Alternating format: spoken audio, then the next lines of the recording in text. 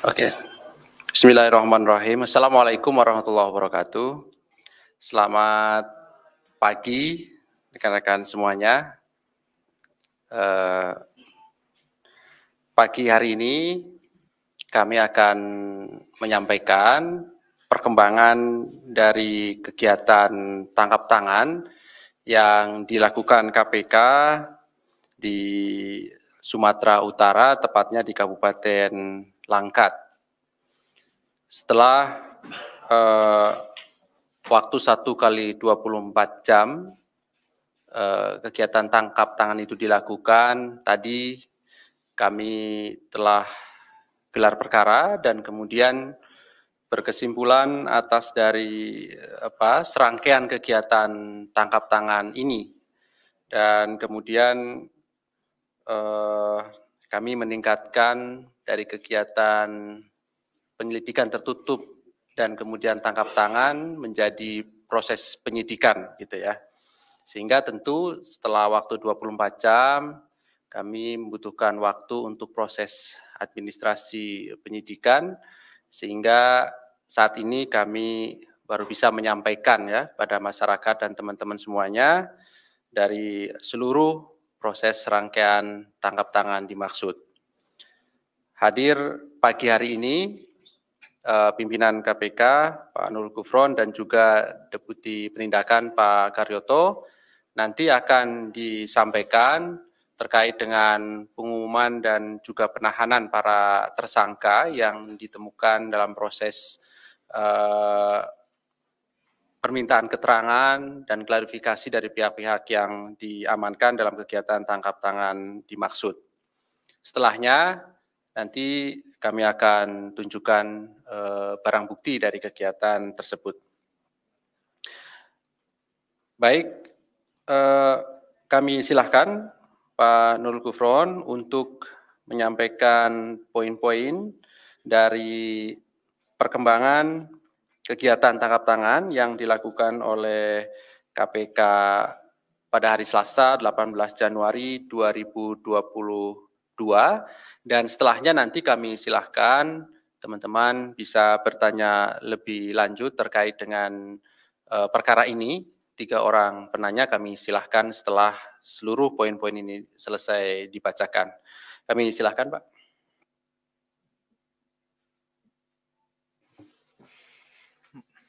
Saya mohon untuk buka masker ya. Bismillahirrahmanirrahim. Assalamualaikum warahmatullahi wabarakatuh. Selamat pagi, salam sejahtera untuk kita semua. Om Swastiastu, Namo Buddhaya, salam kebajikan. Kami akan mengumumkan dan juga atas penahanan para tersangka dugaan tindak pidana korupsi berupa penerimaan hadiah atau janji oleh penyelenggara negara atau pihak yang mewakili terkait dengan kegiatan pekerjaan pengadaan barang dan jasa tahun anggaran 2020 sampai 2022 di Kabupaten Langkat, Sumatera Utara.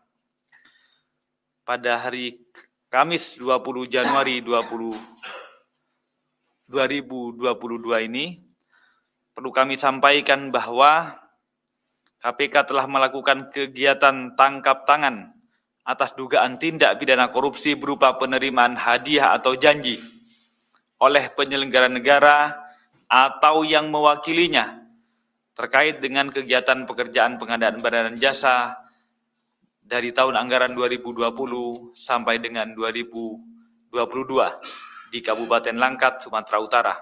Dalam kegiatan tangkap ini, tim KPK telah mengamankan 8 orang pada Selasa tanggal 18 Januari sekitar jam 20.30 di wilayah Kabupaten Langkat, Sumatera Utara. Pihak-pihak yang diamankan, pertama, Saudara TRP, Bupati Kabupaten Langkat periode 2019-2024. Kedua, Saudara SJ, PLT Kadis PUPR Kabupaten Langkat. Ketiga, Saudara DT, Kabid Bina Marga Dinas PUPR Kabupaten Langkat. Keempat, Saudara SH, Kepala Bagian Pengadaan Barang dan Jasa. Kelima, Saudara MSA, swasta kontraktor. Keenam, Saudara SC, swasta atau kontraktor. Ketujuh, Saudara MR, swasta atau kontraktor. Kedelapan, Saudara IS, swasta atau kontraktor.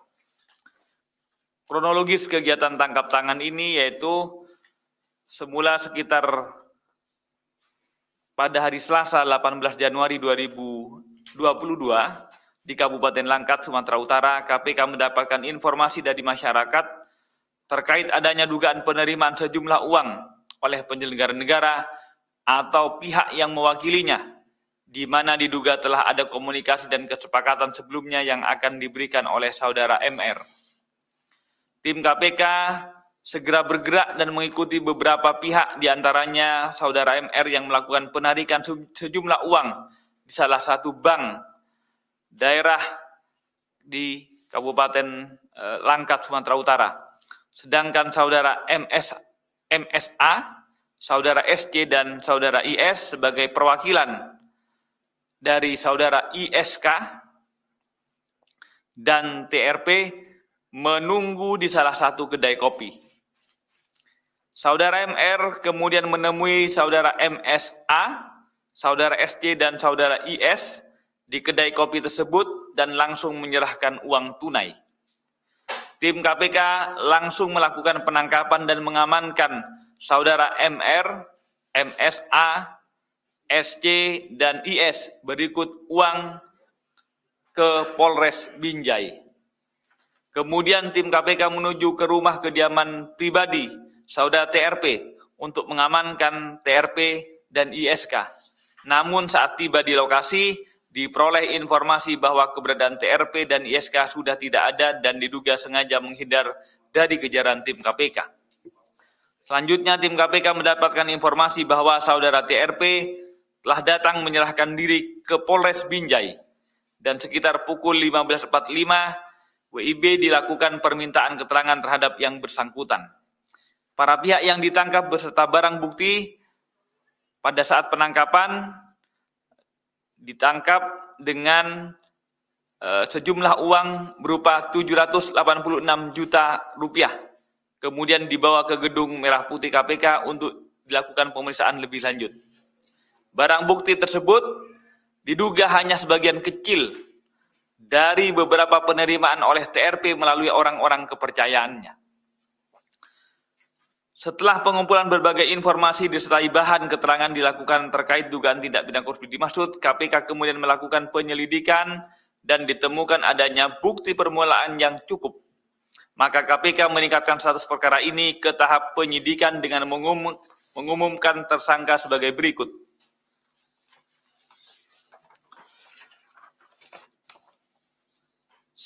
Pemberi Saudara MR dari pihak swasta. Penerima Saudara TRP, Bupati Kabupaten Langkat periode 2019-2024. Kedua, Saudara ISK, Kepala Desa Balai Kasih. Ketiga, Saudara MSA, swasta kontraktor. 4, Saudara SC, swasta kontraktor. Kelima, Saudara IS, swasta kontraktor. Konstruksi perkara diduga telah terjadi rangkaian kegiatan yang diduga merupakan tindak pidana korupsi sebagai berikut, yaitu sekitar tahun 2020 hingga saat ini 2022 pada saat tertangkap, Saudara Saudara tersangka TRP Bupati Kabupaten Langkat periode 2019-2024 bersama dengan Saudara TSK yang adalah saudara kandung dari saudara TRP diduga melakukan pengaturan dalam pelaksanaan paket proyek pekerjaan infrastruktur di Kabupaten Langkat. Dalam melakukan pengaturan ini, saudara TRP memerintahkan saudara SJ selaku PLT Kadis PUPR Kabupaten Langkat dan SH selaku Kepala Bagian Pengadaan Barang dan Jasa untuk berkoordinasi aktif dengan saudara saudara ISK sebagai representasi dari saudara TRP dengan pemilihan pihak rekanan mana saja yang akan ditunjuk sebagai pemenang paket-paket pekerjaan proyek di Dinas PUPR dan Dinas Pendidikan. Agar bisa menjadi pemenang paket proyek pekerjaan, diduga ada permintaan persentase fee oleh saudara TRP melalui saudara ISK dengan nilai persentase 15% dari nilai proyek untuk paket pekerjaan melalui tahapan lelang dan untuk paket proyek yang dengan paket penunjukan langsung persentasenya 16,5%. Jadi untuk yang melalui lelang itu 15%, untuk yang melalui PL penunjukan langsung persentasenya 16,5%. Selanjutnya, salah satu rekanan yang dipilih dan dimenangkan untuk mengerjakan proyek pada dua dinas tersebut adalah saudara MR dengan menggunakan beberapa bendera perusahaan dan untuk total nilai paket proyek yang dikerjakan sebesar 4,3 miliar. Selain dikerjakan oleh pihak rekanan, ada juga beberapa proyek yang dikerjakan oleh saudara TRP melalui perusahaan milik ISK sendiri.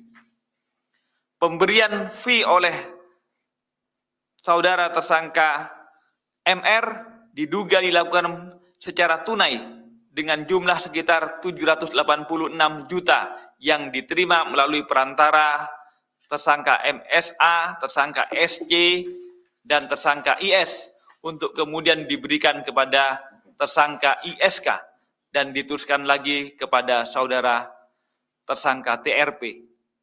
Diduga dalam penerimaan sampai dengan pengelolaan uang fee dimaksud dari berbagai proyek di Kabupaten Langkat, saudara tersangka TRP menggunakan orang-orang kepercayaannya dimaksud yaitu saudara tersangka ISK, saudara tersangka MSA, saudara tersangka SC, dan saudara tersangka IS. Diduga pula ada banyak penerimaan lain yang oleh saudara tersangka TRP melalui saudara tersangka IS dari berbagai rekanan dan hal ini masih dalam proses pendalaman oleh tim penyidik KPK. Jadi apa yang kami tangkap dan kemudian mendapatkan barang bukti berupa 786 juta dimaksud itu adalah sebagian kecil.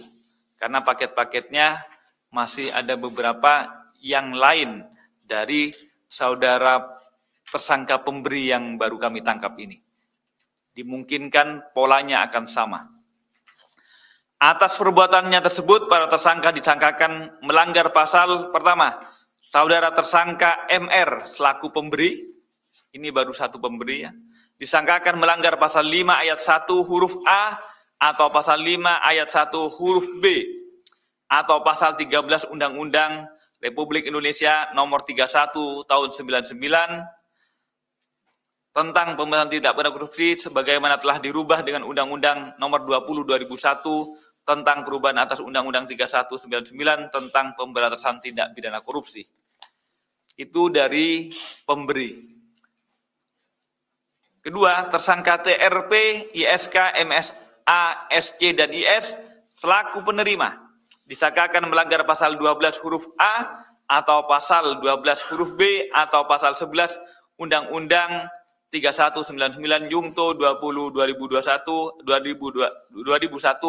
tentang perubahan atas Undang-Undang 3199 tentang pemberantasan tindak pidana korupsi, Jungto pasal 55 ayat 1 ke 1 KUHP, Jungto pasal 65 ayat 1 KUHP. Untuk proses penyidikan dilakukan upaya paksa penahanan oleh tim penyidik bagi tersangka untuk 20 hari pertama, terhitung mulai tanggal 19 Januari 2022 sampai dengan 7 Februari 2022 di rutan KPK. Pertama, saudara TRP ditahan di rutan KPK pada Pomdam Jaya Guntur. Kedua, saudara SC ditahan di rutan KPK pada Pomdam Jaya Guntur. Saudara MSA ditahan di rutan Polres Metro Jakarta Pusat. Keempat, saudara IS ditahan di rutan Polres Jakarta Timur. 6, saudara MR ditahan di rutan KPK Gedung Merah Putih. KPK mendapatkan informasi bahwa atas bantuan pihak kepolisian daerah Sumatera Utara, karena sampai saat ini tersangka ISK belum berada di ruang atau di gedung KPK ini, tapi kami sudah mendapatkan informasi bahwa saudara tersangka ISK saat ini telah juga diamankan oleh tim dan segera dibawa ke Polres Binjai untuk pemerintahan keterangan. Jadi masih di Binjai, belum dibawa ke Jakarta. KPK sekali lagi berterima kasih kepada para pihak, termasuk dan khususnya kepada Kepolisian Daerah Sumatera Utara yang telah turut membantu dalam rangkaian kegiatan tangkap tangan ini. KPK prihatin dengan masih banyaknya tindak pidana korupsi, terlebih melibatkan pejabat publik dalam sebagai penyelenggara negara yang memegang tampuk amanah rakyat, bermufakat jahat dengan pihak-pihak tertentu untuk memperkaya dirinya maupun orang lain dengan cara-cara yang tidak jujur. APBD setempat yang semestinya pro rakyat, tapi kemudian digunakan dengan niatan untuk memperkaya diri. KPK juga mengimbau kepada perbankan ataupun pihak-pihak jasa keuangan lainnya, jika menemui atau melayani transaksi keuangan yang mencurigakan atau patut diduga ada indikasi tindak pidana korupsi, yaitu contohnya adalah penarikan dalam jumlah yang besar, agar dapatnya menyampaikan kepada KPK ataupun aparat penegak hukum lainnya. KPK berharap dari rentetan kegiatan tangkap tangan pada beberapa pekan terakhir ini, karena sudah ini yang keempat di bulan Januari, ketiga di bulan Januari, masih 1 bulan sudah 3 kali, kami berharap ini tidak akan terjadi kembali. Dan karenanya kami berharap penangkapan demi penangkapan ini memberikan efek jera sekaligus pembelajaran bagi masyarakat agar tidak melakukan lagi korupsi, agar jera dan takut untuk melakukan korupsi. Sehingga kita berharap Indonesia bisa benar-benar bebas dari korupsi. Demikian yang dapat kami sampaikan. Saya kembalikan ke Mas Ali Fikri. Wassalamualaikum warahmatullahi wabarakatuh. Selamat pagi. Sebelum sebentar Mas Mara ya, sebelumnya ya. Baik, terima kasih Pak Nur Gufron yang telah menyampaikan poin-poin dari kegiatan tangkap tangan. Pada prinsipnya bahwa KPK menetapkan 6 orang sebagai tersangka dan pagi hari ini 5 orang telah dilakukan penahanan, 1 sudah ditangkap dan diamankan di Polres Binjai. Tentu besok rencananya akan dibawa ke Jakarta. Berikutnya kami tunjukkan barang bukti dari kegiatan tangkap tangan ini.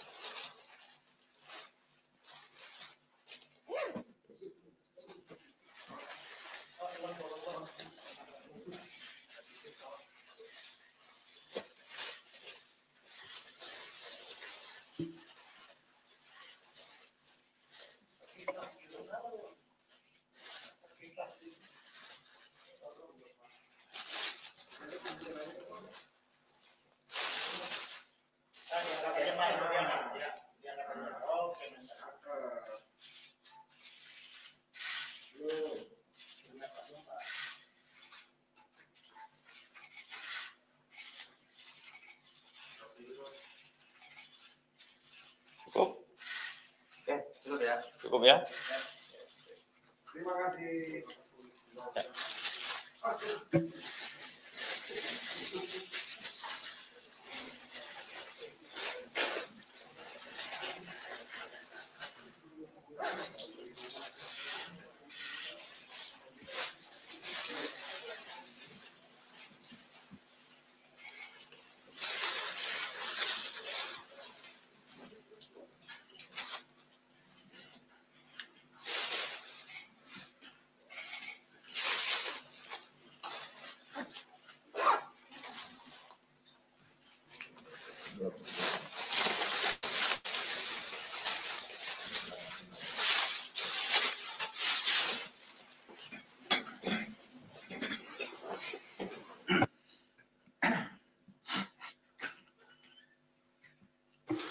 Baik, berikutnya silakan. Satu, kita dua, ada lagi? Dua dulu ya. Oke, dua dulu. Silakan, Mas Mario.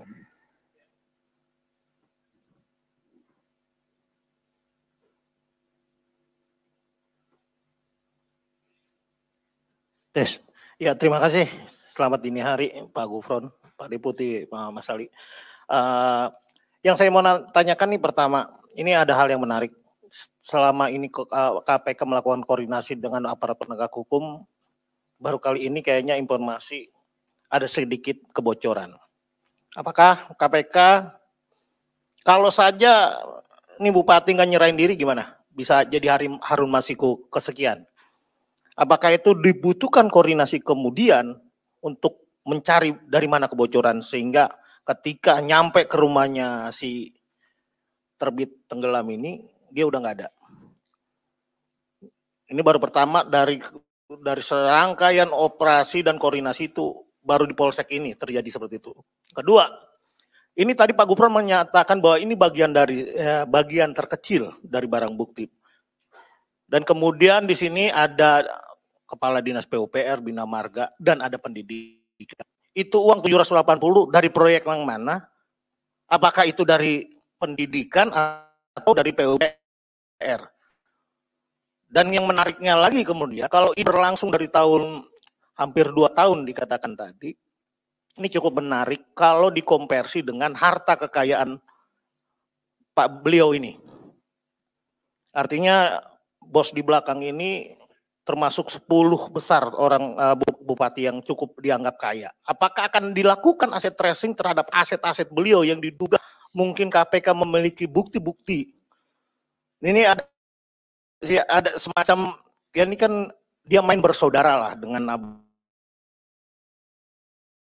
abangnya atau siapanya. Dan lingkaran itu saja atau memang ada saudaranya misalkan di luar sana, misalkan di DPRD-nya ada kongsi. Nggak mungkin hanya eksekutif saja saya rasa untuk hal-hal yang ini kan modusnya sangat ya model lama lah. Ini kan triknya cuma gitu. Tapi bagaimana indikasi ke depannya itu KPK apakah sudah ada bukti untuk mendalami keterlibatan legislatif misalnya? Ya 3 pertanyaan itu Pak Gufron, Pak Deputi. Terima kasih. Terima kasih Mas Mario. Sebelah kiri saya, silakan Mas sebutkan.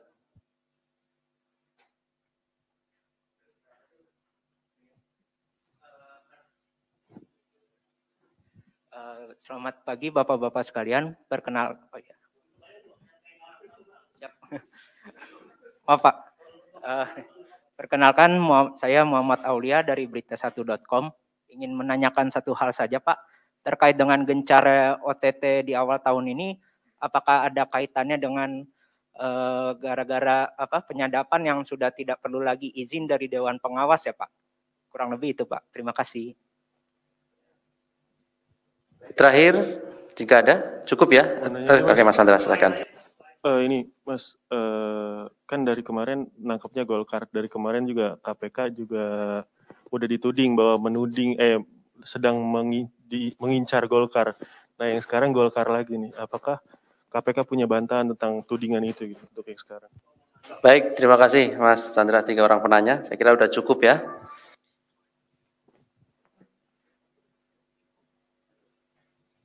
Silakan Pak Karyoto dulu hal-hal yang secara teknis bisa dijelaskan nanti lebihnya saya.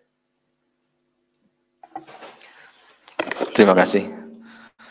Selamat pagi rekan-rekan semua yang menunggu dengan sabar. Sebenarnya sama-sama sabar, kami juga sabar juga menunggu. Yang pertama ini kalau pertanyaan Pak Mario kalau nggak dibatasi bisa 20-30. Pertama masalah adanya indikasi kebocoran sebenarnya tidak bersumber dari mana-mana, tapi dari lapangan saja. Karena kalau ketika orang sudah ditangkap, ya kepanikan orang itu akan terlihat kemana-mana. Ya, mungkin satu yang sempat pegang handphone langsung memberitahu dan lain-lain. Kami belum pastikan tidak ada kebocoran dari mana-mana, apalagi sumbernya dari dalam tidak ada. Karena ini penyelidikannya juga sudah cukup lama, sudah dari tahun 2020.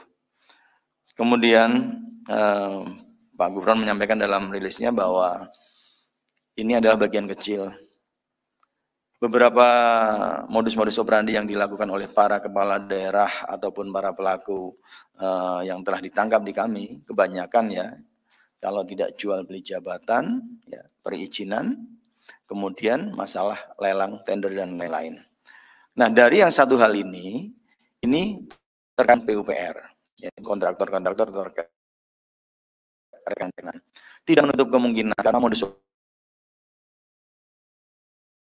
operandi yang menggunakan cek kemudian di tunai ini tentunya juga dan beberapa informasi yang kita dapatkan ini agak-agak begitu vulgar. Apakah karena jauh dari pantauan KPK atau apa, tapi nyatanya juga ditangkap oleh KPK. Nah, ini nanti akan kita teliti keterkaitan misalnya dengan pengambilan itu apakah ada cek-cek yang lain yang telah dicairkan oleh orang-orang yang ada dalam keterlibatan pada saat ini. Kemudian sebagai kewajiban kita di sini KPK untuk melakukan penyidikan lebih lanjut akan dilihat lagi nanti apakah dari hulu ke hilir atau hilir ke hulu. Nanti dengan berbagai macam cara penyidik akan punya cara-cara itu. Dari awal besok kita akan melakukan pencarian yang secara paksa. Kemudian dikaitkan juga dengan profil tersangka ini melalui LHKPN-nya bagaimana, dan mungkin juga akan adanya pengaduan-pengaduan masyarakat lain yang nanti akan kita cek ke PLPM apakah ada, sehingga ini akan menjadikan sebuah penelusuran secara tadi baik dari hulu ke hilir maupun hilir ke hulu. Kemudian menyangkut masalah kroni, ini sekaligus menjawab dari Pak Mario, ya dimungkinkan saja nanti yang baru nampak ini baru satu. Kita akan kelihatan apakah nanti besok apakah dari berbagai macam modus operandi, jatah-jatah proyek-proyek apakah ada, tentunya akan kita gali dari kesaksian maupun beberapa saksi-saksi yang sudah kita dapatkan, dan kemungkinan pada saat upaya-upaya pencarian dengan cara-cara tertentu nanti kalau memang itu akan berkembang ya kita akan kembangkan baik dari sisi proyek, baik dari sisi para pelaku-pelaku yang terlibat. Nah, kembali ini Pak Mario selalu nanya masalah legislatif. Ini masih prematur ya kalau sekarang. Nanti kita lihat saja apakah ada keterlibatan itu berdasarkan alat bukti yang kita temukan. Kemudian masalah OTT, saya rasa ada izin atau tidak ada izin nggak ada masalah ya. Ini kita lebih teliti ya, karena Dewas juga di sana diawaki oleh narasumber dan orang-orang yang sudah betul-betul berpengalaman. Pada saat kita melakukan penyadapan yang melalui prosedur izin pun tidak menghambat juga tidak. Kemudian masalah kecepatan juga tidak. Kebocoran juga saya rasa tidak ada. Yang terakhir dari Mas, apakah kok Golkar ya, menurut kami ini hanya apesnya saja lah. Karena selama ini ranjau-ranjau yang ditebar oleh KPK cukup banyak. Jumlahnya bukan hanya 10 atau 20, tapi ratusan. Ya kalau ada laporan pengaduan dari masyarakat yang menyangkut profil A, B, C, Ya, kita tidak memandang warnanya tidak, tetapi berdasarkan laporan yang ada. Kemudian ditindaklanjuti dengan cara-cara kita, secara undang-undang kita legalkan untuk melakukan penyadapan, ya. Kalau yang tidak terpantau ya nasibnya aja mungkin masih belum tertangkap. Nah, sekali lagi pada para kepala daerah ini menjadi pembelajaran bersama bahwa apapun ceritanya APBD, APBN itu adalah dipertanggungjawabkan untuk pembangunan, bukan untuk kepentingan pribadi atau kepentingan kelompok. Mungkin itu, Pak. Terima kasih. Oke, saya tegaskan saja dari sampaikan oleh Pak Karyoto. Intinya, karena polanya ini adalah untuk yang tender 15%, untuk yang PL 16,5%, itu artinya kan terpola. Sementara yang kami tangkap ini baru dari satu pemberi. Asumsinya dari pemenang proyek-proyek yang lain memiliki pola yang sama. Untuk itu, sebagaimana disampaikan, mungkin ini akan terus dikembangkan, baik yang horizontal sesama maupun yang kemudian vertikal kepada atas-atasnya. Anda nanti bisa terjemahkan sendiri nanti sesuai dengan proses pengembangan pemeriksaan di penyidikannya. Itu pertama. Yang kedua, kali lagi juga bahwa KPK tidak merasa terhambat ketika masih prosedurnya menggunakan izin. Dan kemudian sekarang tanpa izin hanya menggunakan pemberitahuan juga tetap sama saja. Kok kemudian Pak, seakan-akan sekarang baru banyak hasilnya? Ya karena momennya saja. Karena kemarin masih COVID, proyek-proyek masih relatif terfokus pada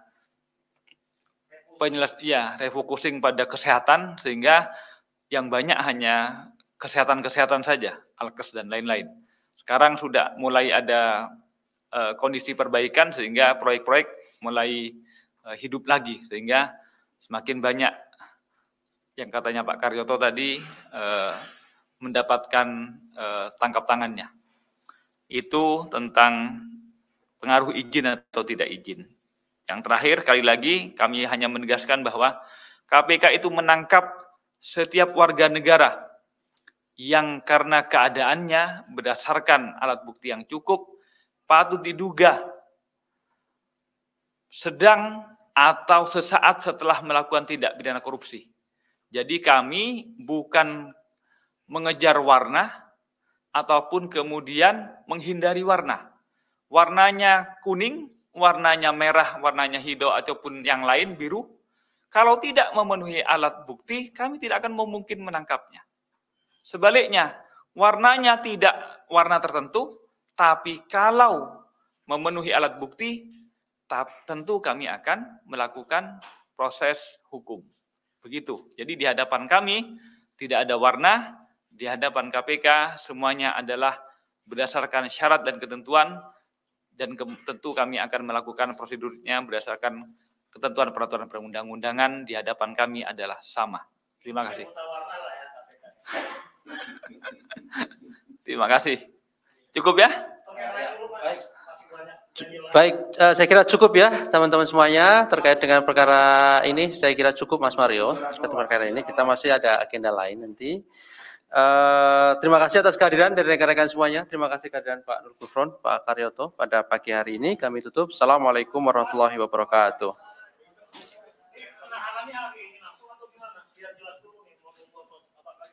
Oh, yang satu? Enggak, yang ini sekarang. Oh, sudah. Kan kami sudah jelaskan tadi. Nah, ini naik lagi. Oh, nanti. Kelihatannya